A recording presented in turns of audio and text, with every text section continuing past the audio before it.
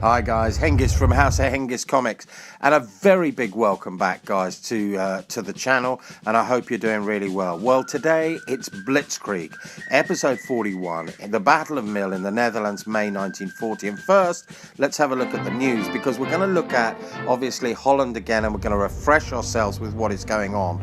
This is one of the biggest airborne combined land and air operations ever conducted, the first, in fact.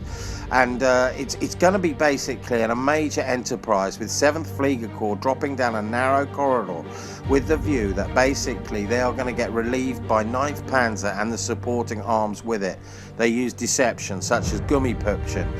They're flying in at low and high altitudes, and critical to this is also going to be the supply option. So it's key to get these forces supplied. Even float planes are employed. So those guys on the ground are vulnerable, and the Germans recognize this immediately. So air is really important, as is getting these roll barns or these roads open to relieve these paratroopers who have a tenuous life holding this against counterattack.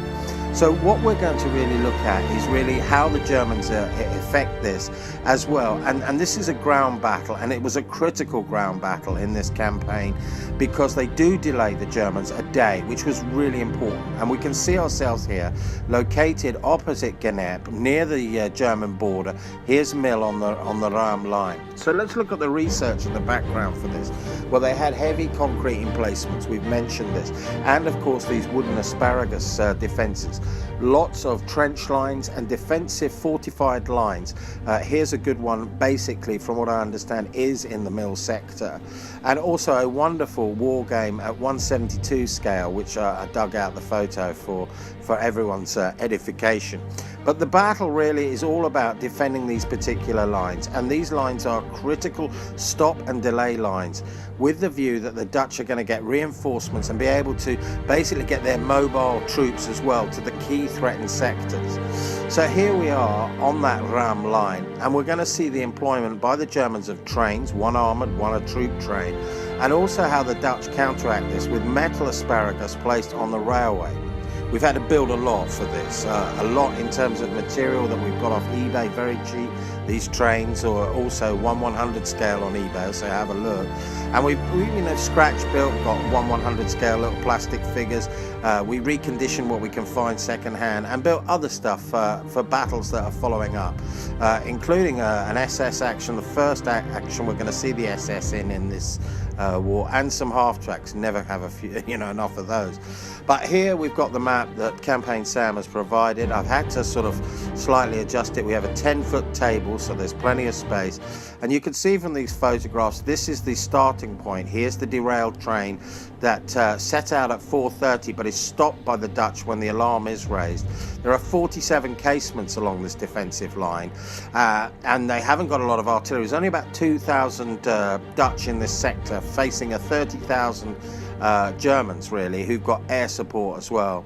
And we'll see them disgorging, because that's where the game starts, with 2 companies of infantry racing back towards these bunkers to take them from the rear, so to speak. We've tried to build the set as best we could. We've made it as complex and as interesting and challenging for the wargamers that we usually do, and so it looks good, and I'm really pleased with the way it's come out. I missed quite a few bits out, but there you go, it's good enough. And this wood line also contains, as you'll see in this picture here, the artillery part, which again is facing in the wrong direction. So what's the mission objective? Well, once again, we're down to 12 turns, and this is critical. The Germans are basically going to have to punch through, turn about, and effectively take the bunkers from the rear and secure the bridge, which is rather critical for them.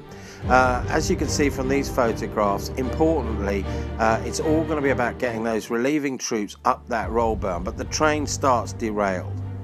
So let's now look at the Dutch forces and what they've got. Well, I think the commander, and I haven't got his name correct probably, was Ninjaten, I think, with these 2,000 infantry. They've effectively got, the 2nd Hussars, who are going to come and arrive from the town.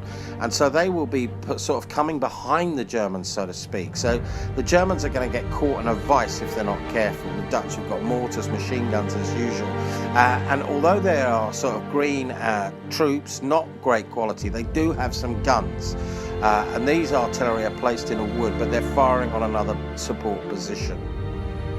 Right, let's look at the German forces now today and see what they've got. Well, Weber and I believe also another commander as well, Kaufmann, are leading this. They have the 2 trains, as we've said.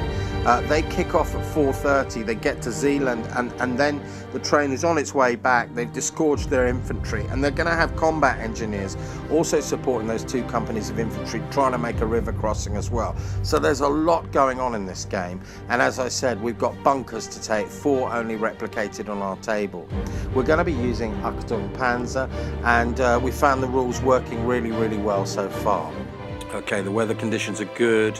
It's about 5 a.m. The Dutch engineers have just basically put the asparagus down. The train is effectively suppressed. The Germans are disgorging with 2 companies and automatically following up, while the Dutch battery is unaware. In the trench line, they're slowly coming to as to what has happened. It's early morning light, and the Dutch engineers are now going to try and storm that train, especially, I think it's the command car, which they go in for. But the Germans, although got the first turn, managed to unpin, open fire, and destroyed the infantry. It was quite a shock, because it's a critical move, because those 2 machine guns are now still in that car as the Germans pour forward. There's a lot of infantry here, 3 platoons each with machine guns and mortars, so that's 6 platoons coming at the Dutch line, who only have 2 platoons in those trenches. The engineers wiped out. They move up and take benefit of the rail cars and cars that are trapped, and the Dutch line is bifurcated by that train. The Germans rush it straight away, trying to take it, but are driven off, brilliantly held by the Dutch, who basically defeat them in close quarters. But the Germans are moving forward, ever forwards, pressing now. And although they're bunched up, the artillery just doesn't seem to be able to come to from its initial pin. And this is going to be a real problem, because the Germans have got a huge mass and swathe of infantry pouring towards that line. Their artillery also, the mortars that have arrived just now by the 2nd Hussars, have pinned 1 platoon, and the Dutch Hussars are now racing at the double, trying to get behind them. The machine guns moving in on overwatch into the buildings, but we can see them moving here forward, trying to get quickly as far forward as possible. They've literally come on from the back of the town. They've left their bicycles and motorbikes, or most of them have, and are now racing towards to engage the enemy as the alarm has been raised. What we can see here also is the fact that it's quite complicated to get there, and the Dutch basically get their artillery, have to effectively maneuver their guns into a position to fire, so they still can't really bring that artillery, as the command car is still full with about 15 German infantry, and the rest of the German infantry is supporting as more mortars range in, including 2 heavy machine gun platoons. The Dutch, as I said, are separated by the 2 trenches now, and you can see the weight of German infantry pouring down on this position. It's such a critical position. The Dutch stand too, but the Germans are a little bit more wily now and have concentrated their force, but they have now noticed that obviously the Dutch are coming at them, but they make an assault now, this time combined with 2 platoons hitting the 1 platoon, maximising their firepower. The bunkers are unable to support, they're all facing the wrong way, and the Germans punch in and destroy that platoon effectively in close quarter combat. They then run and capture the rest of them, who effectively break. They've got nowhere to run to, so surrender, and they start trying to assault the back of the bunkers. But they don't have immediate joy, because they don't have sufficient explosives, and Stella hand grenade are not going to do much against these sort of bunkers.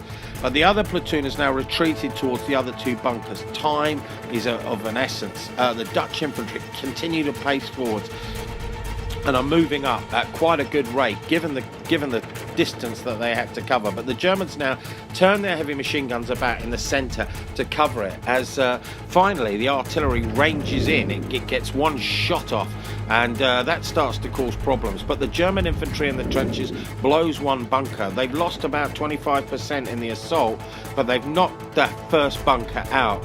And what we now see is the railwaymen come out of their carriage and get into that trench. They're going to go along that trench line towards the bunkers.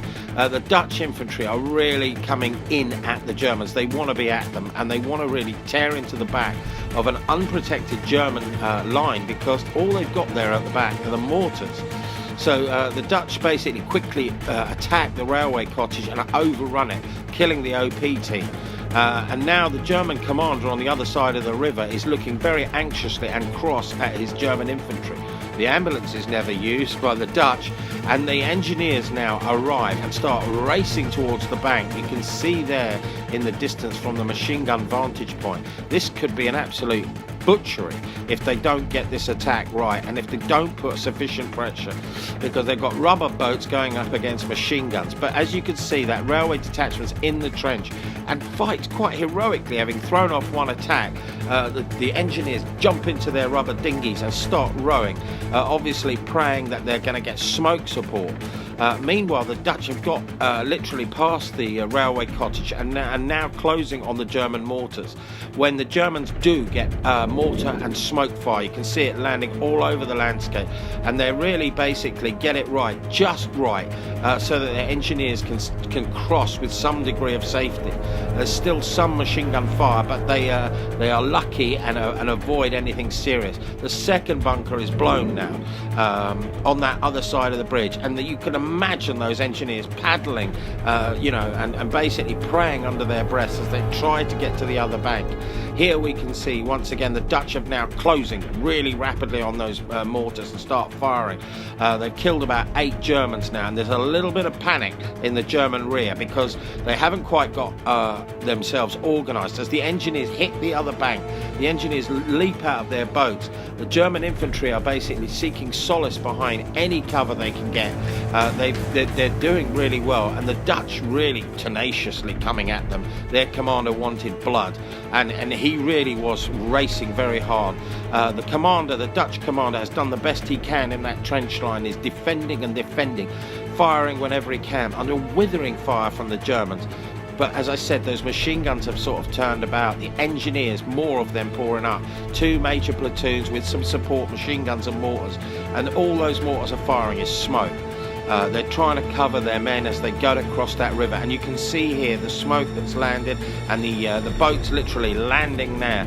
There's been that assault by the railway engineer, and they've driven in and caused some casualties. In this battle here alone, these little engineer platoon, or railway engineers, managed to defeat some of the Dutchmen and push them back. They were eventually repulsed, but about 12 Dutch were killed in that action, and they were desperately needed to fight the engineers, who are only rifle-armed, the German engineers, but as you can see, they've had to fall back a little bit further. And now you can see what veteran combat engineers can do against sort of casements. And again, the second platoon now has got across. They haven't taken any fire when suddenly we get a hussar ambush with Dutch motorbikes, and they decide they're going to race out and try and machine gun the centre and cause as much mayhem as they can. They're desperate to break through to that trench line, but the Germans are sitting there waiting with the heavy machine guns. It doesn't bode well.